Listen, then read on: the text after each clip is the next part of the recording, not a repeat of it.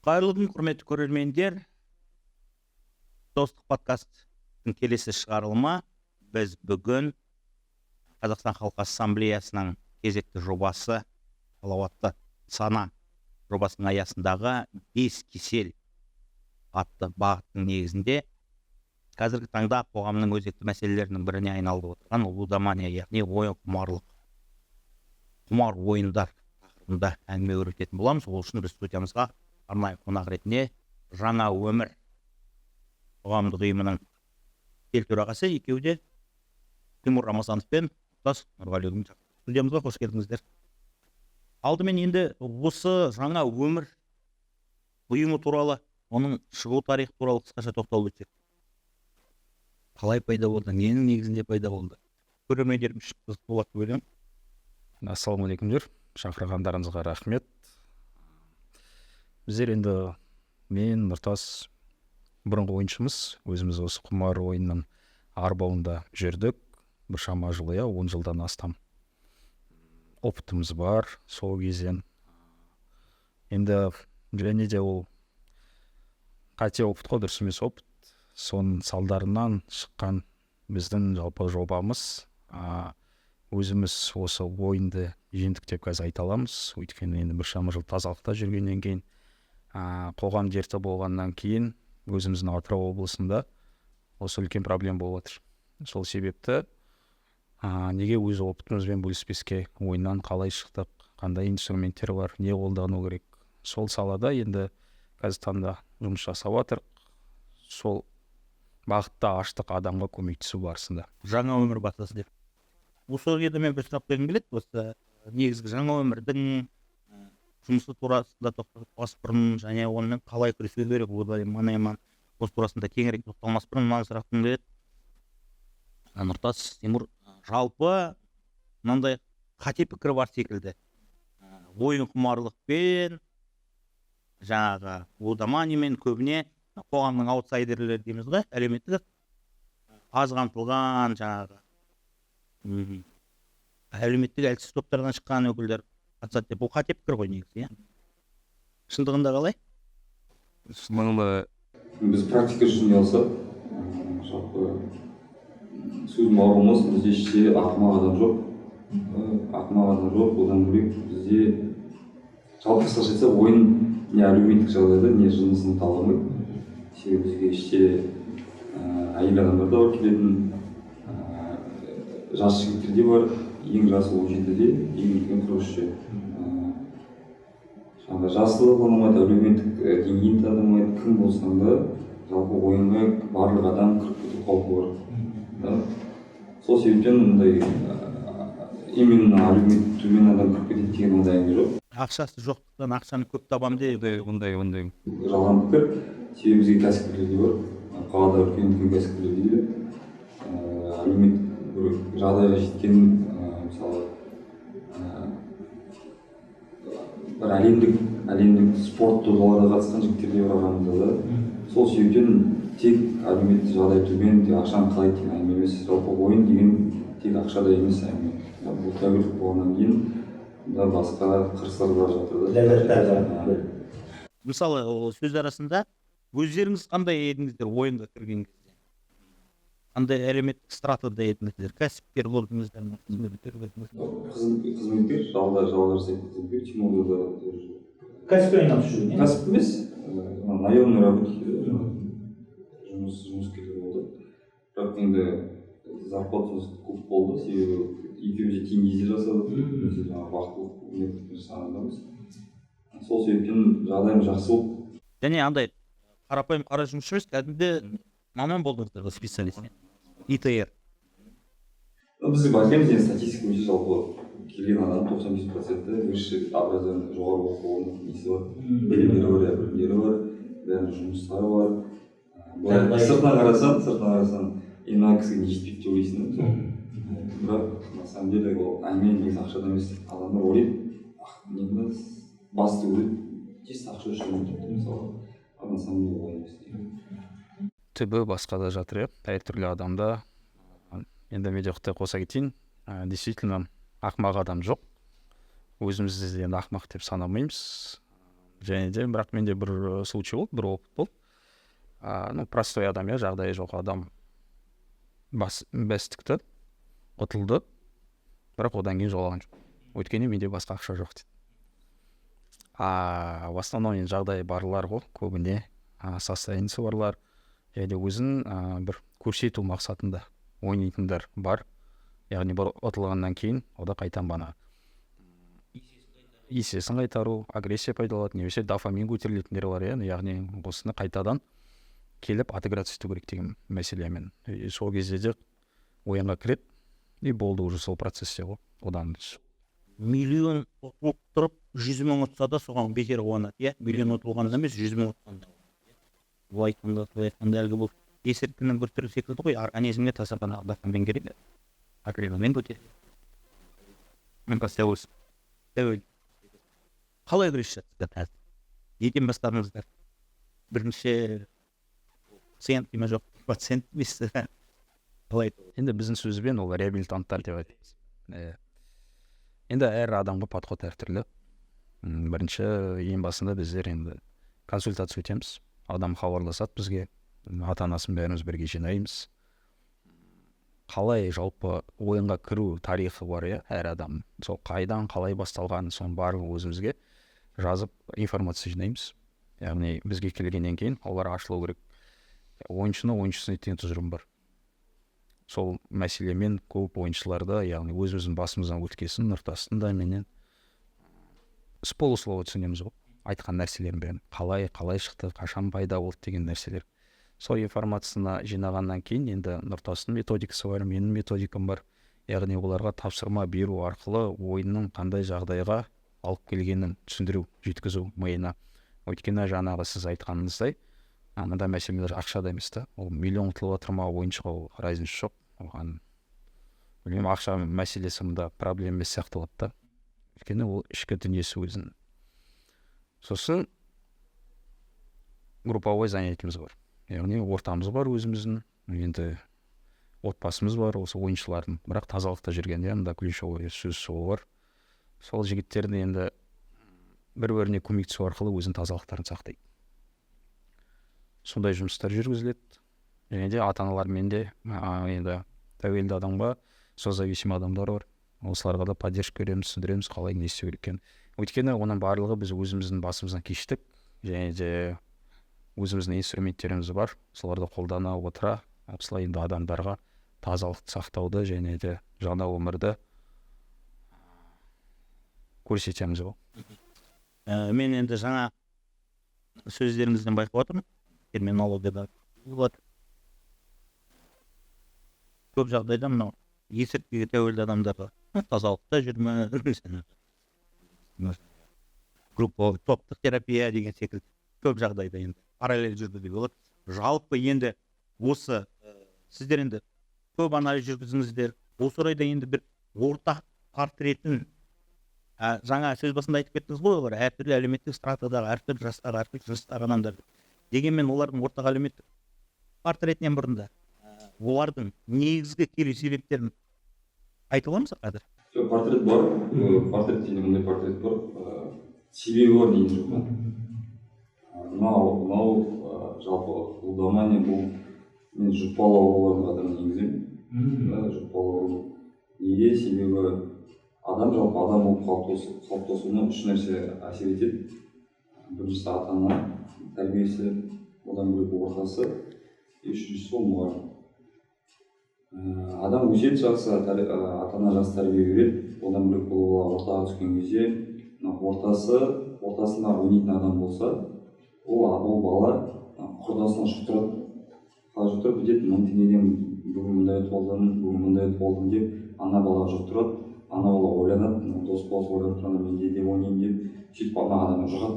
Мына ауру жұғатын ауру. Мен көп байқаймын, жалпы қалада болсын жүргенде, таксиде болсын жүргенде, адамдар мақтан отырып, мысалы, чемпионат Европа болды жақында, мен осындай көтеріп алдым деп, маған танымайтын адам мақтан отырады, мысалы, маған не керегі бар, мысалы да, одан болды маған жұқтырып отырды, мен сеземін да, мен арада мен сұрап отырмын, қалай қойдым да, мен де бірге есеп деген сияқты, сондай общий портрет, сондай негізі адам бір-бірін жұқтырады. Ол жағына себебі не ол ары қарай не үшін ол тәуелді болып кетті, ол уже бөлек. бірақ дегенмен адамдар так басында тек қана қызығушылықпен ал есірткіні көрген сияқты болды, енді оны рет көрейік. Сосын ар жағынан оның ең біріншісінде әдетте жол болып кетеді ғой, дуракам везет, новичкам везет. Біріншісінде жол болады да соның ләззатын көреді. Ақшаны көремін демес. Ал сіздердің жағдайында ақшаны көремін деп болып жүрмін, ақшаны көремін емес. Оңай жетістік себебі біз білеміз ғой, кез келген ақша тез кетеді бәрі. Өмірдегі бір жетістікке жеткенде галочка қойған секілді бөлімі. Ішкі эгоңызды қанағаттандырған. Системаны сындырдым дегендей, мен көпшілігінен артық та ойлаймын деген. Букмекерлерді алдап кеттім дегендей, иә. Енді тағы бір қызық нәрсе, мұнда игроманияның өзінің бір теориясы бар сияқты. Ең бірінші салған адам регистрация жасап ұтады ғой. И каждый отқан впечатлениесін айтады да. Мен бірінші рет салдым, ұттым. Яғни олар уже бана жеңіл ақшаны дәмін көрді да. И сол дәмін көргеннен кейін, сезгеннен кейін ары қарай жалғастырғысы келді. Енді біз үшінден, біз Нұртаста менде теңгеде жұмыс жасасақ та, менде екінші жұмысым болды. Ол уже түнде басталды, Олимппен.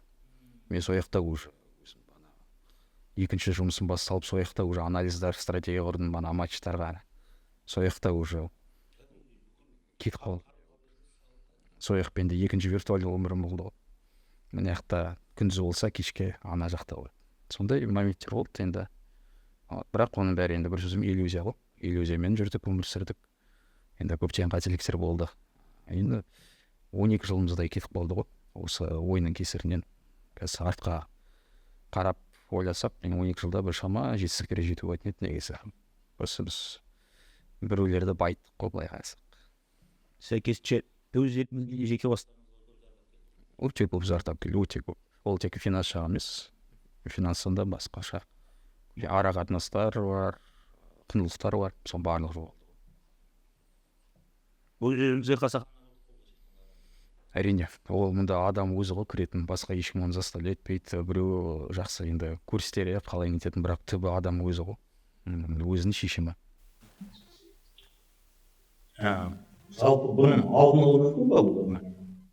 Мысалы енді көп жағдайда есікке ауыратын еліміздегі шай алмайтын жол дейік, мысалы есікке қарсы профилактикалық шаралар, алдын алу шараларын жүргізеді. Енді ол көп жағдайда роликпен, ақпараттық материалдармен, ақпараттық бағытпен, көп насихат бағытымен ғана шектеледі ғой. Лудоманияны қаншалықты нәтижелі тиімді деу керек.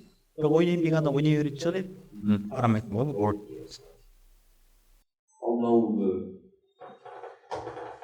Алдын алу ол үлкен процесс қой негізі. Қалай жалпы лудоманияның түпкі тамыры негізі ол жеңіл ақша да. Жеңіл ақша. Лудомания жалпы көп жерде айтамын, 3 шартқа бөлеміз. Лудоманияның бірінші сатысы жеңіл лудомания дейміз. Ана Инстаграмда оятады, геймпоинты. Бірінші жеңілді бір ауадан жасалған нәрселерді, оны мен жеңіл лудомания деп қабылдаймын. Себебі бүкіл түпкі тамыры сол да, адам жеңіл аспаннан келеді зат. Просто қатысасы есеге көріс келеді. Екінші сатысы ол бізде қатты популярный финансовый пирамида дейміз ғой. Ол лудомания екінші сатысы. Онда лудомания жатыр. Ол да жатыр. Себебі адамдар бір теңгені шығарда екінші финансовый пирамидаға жетіп одан жүреді. Үшінші сатысы ол жаңағы басты казино деген сияқты ол ауыр лудомания жатыр тарапынан. Тоже тәуелдік пайда болады. Сұрақ қандай? Жалпы алдын алу мүмкін бе? Алдын алу, иә. Соған кетіп қойған. Жеңілдігі келген болса, біздер қалай сетпіз? Жалпы үкіметке нем жоқ, қарсылық жоқ, бірақ көрген затты айтып отырмын. Біздер бәрін тыйым салумен шектелеміз. Тыйым салғызады, заң қойлап қойылады. Заңға өте ол заңда ет тұрған ештеңе жоқ. Мысалы, нашақорлық заң бойынша тыйым, бірақ қазір сізден телеграм бір соқын толып тұрғанын мысалы. Тіпті жұмыс. Ол сол себептен тыйым салу неэффективный вариант да. Сол себептен мен айтамын, жалпы қоғамда жеңіл дейтін нәрсені алып тастау керек. Жеңіл дейтін нәрсені алып тастау керек.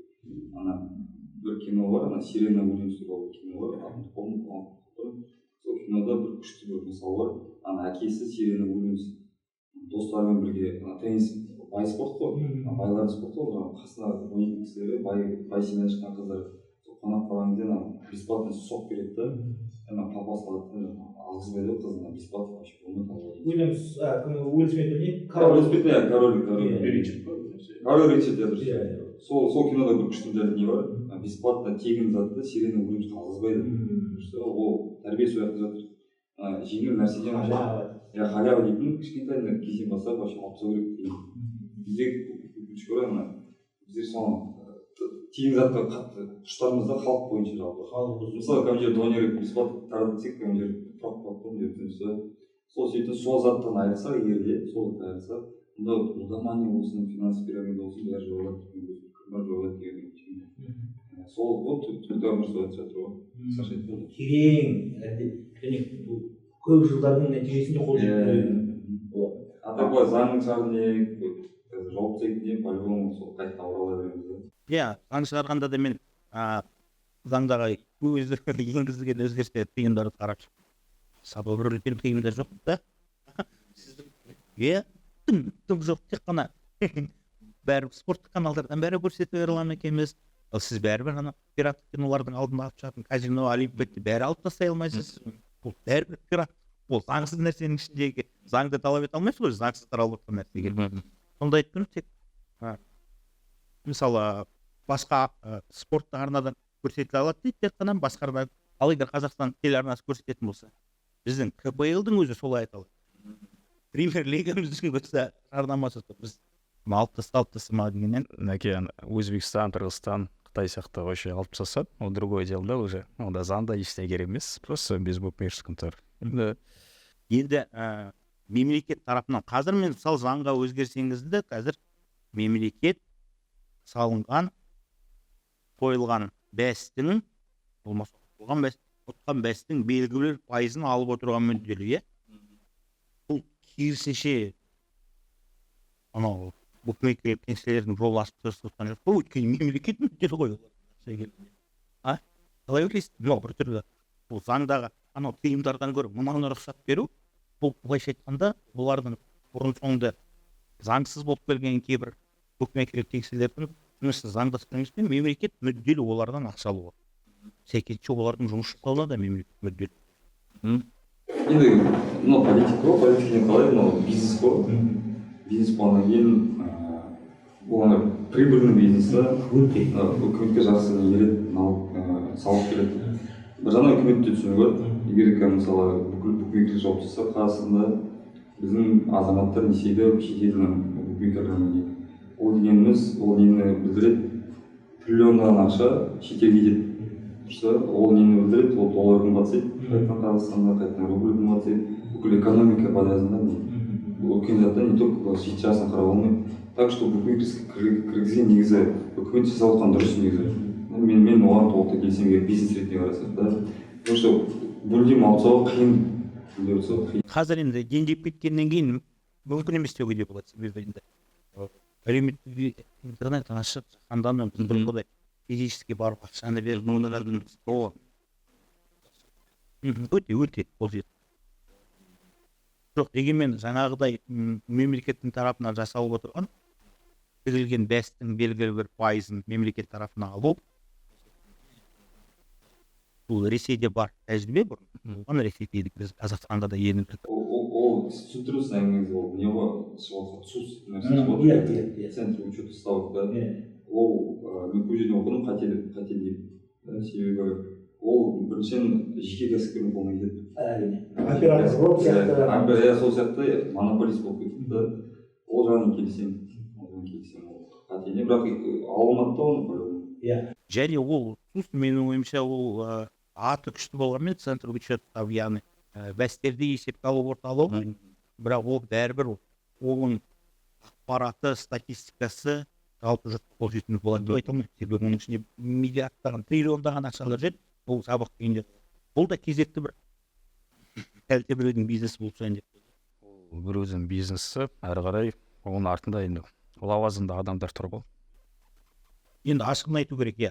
Себебі бұл кесел тек қана Қазақстан Республикасы қатардағы азаматтарды емес, тұтастай экономиканы, тұтастай қоғамдық институттарды, қаржылық институттарды шырмап үлгерді, спорт секілді. Бұл кеселден енді түсініп отырмыз, бұл нәрсе бар, өмірімізге енді дендеп алды. Бұны біз түбегейлі жоқ қылып жібере алмаймыз, оны мойындау керекпіз. Бірақ бұның біз санын азайтуға, оны реттеуге сәйкесінше бұның артында тұрған адамдардың белгілі дәреже жауапкершілігінде азаматтардың алдында арттыруға мүдделіміз. Осы бағытта мемлекет жұмыстану керек. Енді өздеріңізде жаңағы реабилитациялық орталықтар олар көптеп ашылсын, мемлекет тарапынан ашылсын, болмаса өздеріңізде ашып жатқан азаматтарға белгілі дәреже мемлекеттік гранттар, қайтарымсыз қаржылар берілсін. Өйткені сіздер белгілі дәреже қоғам сауықтырумен айналысып жатсыздар ғой.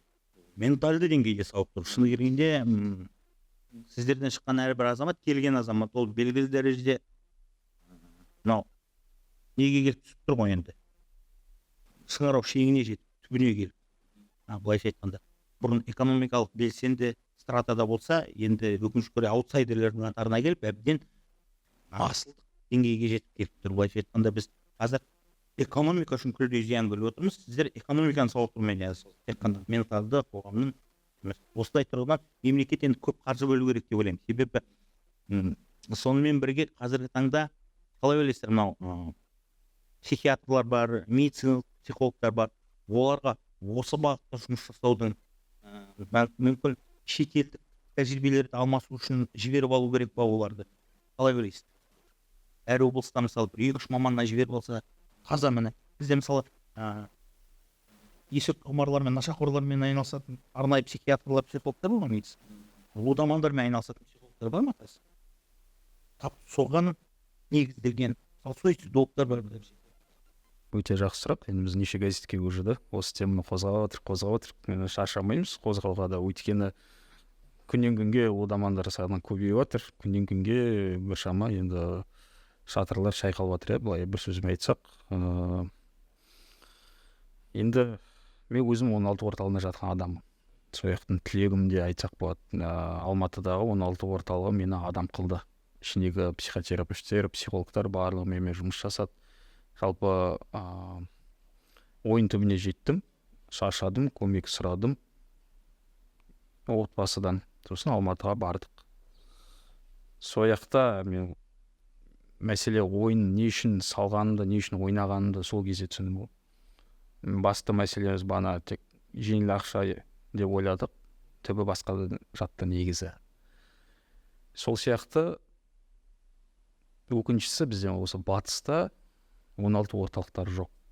Қазақстан бойынша енді білмеймін, енді 5-6 специалист бар олар жақсы.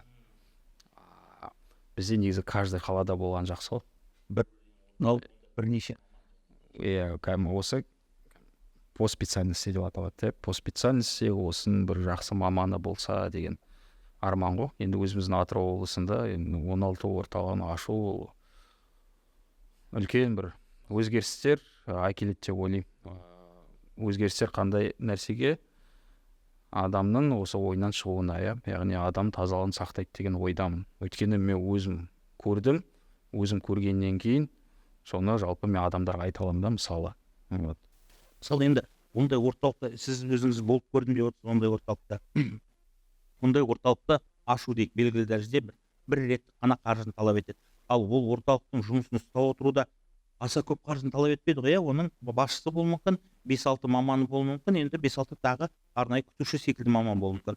Ол әлгі есірткіге қарсы реабилитациялық орталықтардағыдай міндетті түрде препараттар, басқалар қажет жоқ. Бұл жерде тек қана бірге бір жұмыс, психологиялық жұмыс, былайша айтқанда артық қаржылық салым талап етпейді. Тек қана мамандарға ақша төлейсіз, сосын енді жатқаннан кейін бұл ақыл да болуы мүмкін да, неге ақыл қылмасқа, мысалы. Әр адамның өзінің еңбегі бар ғой, енді жұмыс жасағыз.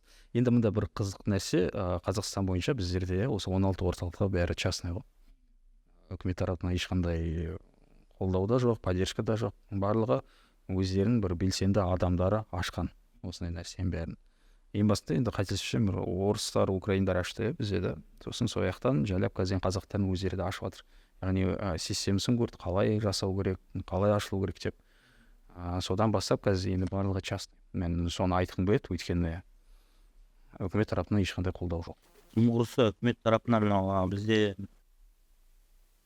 психикалық денсаулық орталықтары бар ғой қазір, наркологиямен нені біріктірді, психодиспансерді. Соның жанынан арнайы бөлімше ашу керек па, иә, тым болса, иә? Арнайы адамдар баратындай тегін жүгініп, мысалы енді жақсы біреулердің жағдайы болады, барып емделуге, біреулердің мүлдем жағдайы жоқ. Шынымен кәдімгі құздың алдында тұр. Ешкім сенбейді оған, мен емделейін деп жатырмын, ақша керек десе ешкім сенбейді. Сенсе де беретін ақшасы жоқ, құздың алдында тұр адам. Барып тегін емделетінде, иә. Менің ойымша бүкіл Қазақстанның әр облысында, республикалық маңызы бар қалаларда мемлекет тарапынан осындай ашылу керек секілді. Және ол орталықтарды ұстап отыруды енді нағыз жауапкершілік алу керек болатын болса, сол үкіметтік кеңселерге болмаса банағы СУС-қа жүктеу керек сияқты. Көп ақша талап етпейді, бәрі қалай еткенде мен түсініп тұрмын. Дұрыс айтасыз, мына үкіметтік кеңселер ана шетелде солай. Үкіметтік кеңселер реабилитационный центрлермен тесно жұмысы, сол ақша бөледі соларға, өздерінің адамдар өздеріне істеуге. Потому что бізде ондай мысалы қатты практикада жоқ, бірақ бар кейбір өнерде, бірақ өйтіп қатты міндеттемеген, сол болса ше. Былайша айтқанда енді қанша циник болсақ та естілетін бар. Өкпе-келіп кеңселерге де ол ыңғайлы ғой. Толыққанды айырылып қалмайды өздерінің клиентурлық базасынан, иә? Менің ойымша осыны қолға алып, осындай әлгі жалпы мына Қазақстан бойынша осындай өздеріңіз секілді айналып жүрген азаматтармен хабарласып тұрасыздар ғой, мындай бастамашыл топтармен, қоғамдық ұйымдармен, иә. Олардың тарапынан осындай үкіметке осындай ұсыныс тастау секілді бастамалар көтерілген жоқ па өз тараптарынан? Енді хаттар жазылып жатыр ғой, ұсыныстар, иә.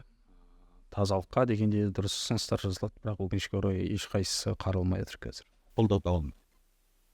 Мен ойлаймын, егер жаңағы мынау қазір 50 мың адам қол қойып петиция қоятын болса, үкімет қарайды, қаралады деп жатыр ғой енді, деп айтылады. Көрдік, кейбіреулер қарағанда жоқ, кейбір петицияларды өкінішке орай. Бірақ егер мен ойлаймын, егер осындай петиция қойылатын болса, осындай петиция жазылатын болса, үкіметтің қарауына жаңағы бірнеше ұсыныстарды айтып, менің ойымша облыстың өзінен оған қол қоятын 50 мың адам табылатын секілді, жаңағы сол өкінішке орай, ол енді қуанатын жағдай емес, өкінішке орай. Себебі сол лудоманияға шалдыққандардың туған туысқандары, таныстардың өзі Атырауда 50 мың адам табылады деп ойлаймын, иә.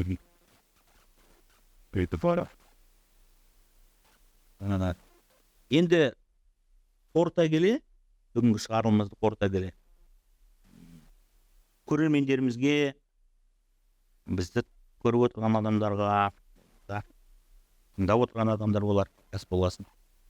Өздеріңіз лудоманиядан өзіңізді сақтау, айналаңызды сақтау үшін қандай ақыл кеңес тәжірибеңізбен бөлісіп кетейік. Енді ең бірінші сол осознание ғой. Адам өзінің тәуелді екенін мойындау керек. Ең бірінші содан басталады негізі. Мен өзім ойым, мен ойыншымын, мен тәуелді адаммын деп. Содан кейін уже процесі жеңіл жүреді, егер адам мойындаса. Мен бірінші сол мойындау деп ойлаймын. Екіншісі сынбау керек. Енді өмір жалғасып жатыр, былай қарасаңыз, ол да бір сынақ қой негізі, барлығымызға берілген. Сол сынақтан өткен адам бір күшті адам болып шығады деген ойдамыз, Құдай қаласа. Ал енді әсіресе өсіп келе жатқан балаларын, өскелең ұрпақты, өскен жасөспірім балаларын ата-аналар қалай қорғау болады үшін қалай ойлайды? Қалай емес, үнемі қадағалау дейміз ба? Үнемі қадағалауда енді болмайтын нәрсе бар, өйткені бір балдар жағады, бір балдар жақпайды, енді қайдағы контроль келеді, мысалы, сөйлесу керек. Қазір ең жаман нәрсе, мына нәрсе ғой қазір барлығы бізде. Мына нәрседен тыйылып, қазір живой общение жетіспейді. Ата-ана мен бала арасында.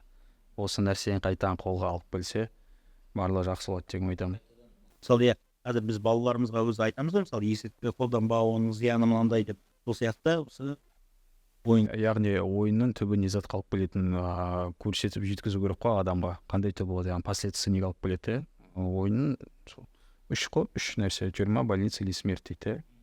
Осы өкінішке орай күннен күнге жаңалықтарда көріп жатқан адамдар бар. Демек біз бұны мемлекет тарапынан осындай заңдар қабылданып тыйым болып, лудомания күртіс қарады, болмаса бізге бір шетелден біреу келіп көмектесіп проблемамызды шешіп береді деп емес, өзіміз соның шешім жолдарын қоғам болып.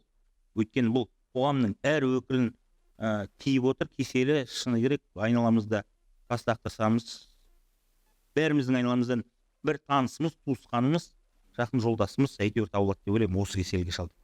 Демек бұл бүкіл ұлттық проблемаға айналып отыр. Демек онымен күресте біз өзіміз мойындау керек, біз бүкіл қоғам мойындау керек. Алдымен адам, сіз айтқандай банағы ойыншы мойындау керек, өзінің ойыншы екен, ойын құмарға айналған, лудоманиямен алындырады. Сол секілді бүкіл қоғамда, ұлтта мойындау керек деп ойлаймын. Бұл біздің кеселіміз. Демек, бұл кеселмен күресте өзіміздің қолымызда. Құрметті көрермендер, міне осындай ой топшымен біздер бүгін подкастымызды аяқтағымыз келіп отыр. Бүгін бізде студияда Жаңа өмір қоғамдық ұйымының ел төрағалары Тимур Рамазанов пен Нұртас Нұрғалиұлы болды. Студиямызға келгендеріңізге рахмет айтамыз. Жаңа Тимур өз сөзінде айтты, бұл кеселден арылу үшін әр ойын құмар адам өзінің ойын құмар екенін, яғни лудомания кеселіне жолыққанын, онымен ауыратын мойындау керек. Содан кейін барып оңалту басталады деп. Мен ойлаймын, біздің қоғамда қазіргі таңда өзінің осы лудомания кеселіне қоғам болып шалдыққанын, қоғамның әр стратасын осы лудомания кеселі шарпыған мойындауымыз керекпіз. Содан кейін ғана сауықтыру, оңалтуға жол бастай аламыз. Келесі кездескенше сау саламатта болыңыздар.